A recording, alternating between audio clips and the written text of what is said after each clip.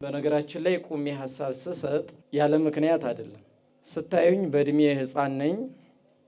የትኛውም አካል መመስከር የሚችለው ዋጋ የከፈልሁበት ዘመን ስለሆነ መናገር እፈልጋለሁ። ተመካክረን ተነጋግረን ችግሩን ልንፈታ ነው እንጂ የመጣ ነው አንዱ አንዱን እየተቸ አንዱ አንዱን የደም ካባ እያለበሰ መሄድ ይሄማ ቆየንበት እኮ።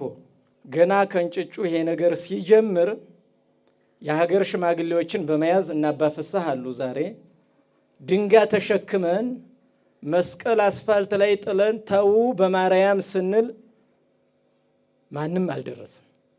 ዛሬ እዚህ ማይከል ላይ የሆነ ቦታ የሆነ መድረክ ስለተፈጠረ ብቻ እኔ ነኝ ጀግና ደክም ያለሁ ያዘው ለቀቀው ማለት አግባብ አይደለም።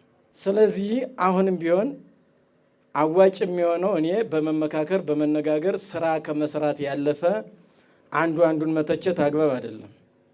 ለምሳሌ ይሄ ክፉ ነገር ገጥሞናል በአንድም በሌላም ወንዘ ይነውሙ ሰው መጻጸላይሁ ወዘራ ክርዳደ ይላል ባስተምሯችን። ሰዎቹ ተኝተው ሳለ ጠላት መጥቶ እንክርዳድ ዘራ።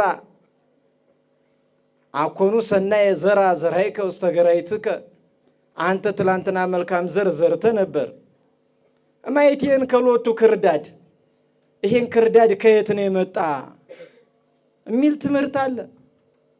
ትላንት መልካም የነበረች ስንዴ የነበረች ሀገር ዛሬ ክፉ መንፈስ ሲመጣ የት ነው የመጣ?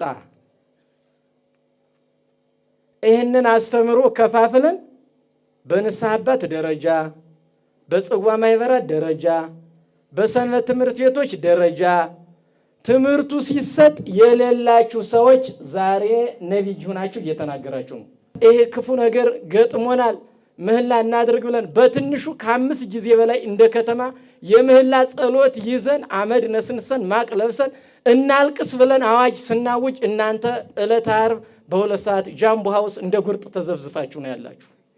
መጀመሪያ ይይተው። ስለዚህ ይሄ እኮ በነገራችን ላይ እኛ የከመርነው ክምር ነው ተንዶ እየበላ ያለ በየዘርፉ ማለት ነው። እና ወደ ሃይማኖት አባቱ ወደዚያም ጠጋ አድርጎ ይቺ ጠጋ ምን መሰላችሁ? የሆነ ነገር አናግሮ የሆነ ታርጋ ለጥፎ ዋጋ ለማስከፈል እንዳትሞኙ ዋጋ እንከፍል። መያዝ ያለበት በእኛ በኩል ቀደም ሲል አንዳንድ ስህተቶች ታይተው ከነ አቶ ማንችሎት ጋር በመነጋገር ከሌሎችም ወንድሞቻችን ጋር በመነጋገር አርመናል ይመስለኛል። በተለይ ካስተምሮ አንጻር ይሄ መጣልህ እንዲህ በለው የሚል እሱ አይደለም። በቤተ ክርስቲያናችን አስተምሮ ለዚያም ሳይባል በደንብ ማዕከል የሆነ ስለ ሰላም ብቻ እሱ ሰላማ ለብሔር እስመ በሰላም እግዚአብሔር ይከውን ንብረትክሙ እጃችን ላይ ነው ያለው። እውነት ነው። ሰሚ አለ ወይ ነው አሁን ትልቁ ነገር። እኛ እየተመካከርን ነው እንድታውቁልን። በተለይ በሃይማኖት አባቶች ጉዳይ ኤዋሉ አባቶች ሙሉ የሆነ ውይይት እያደረግን ነው። ይበቃል። ትውልዱን ለንስሐ ማብቃት አለብን። ማስተማር አለብን። ከሚመለከተው አካል ጋር መነጋገር አለብን።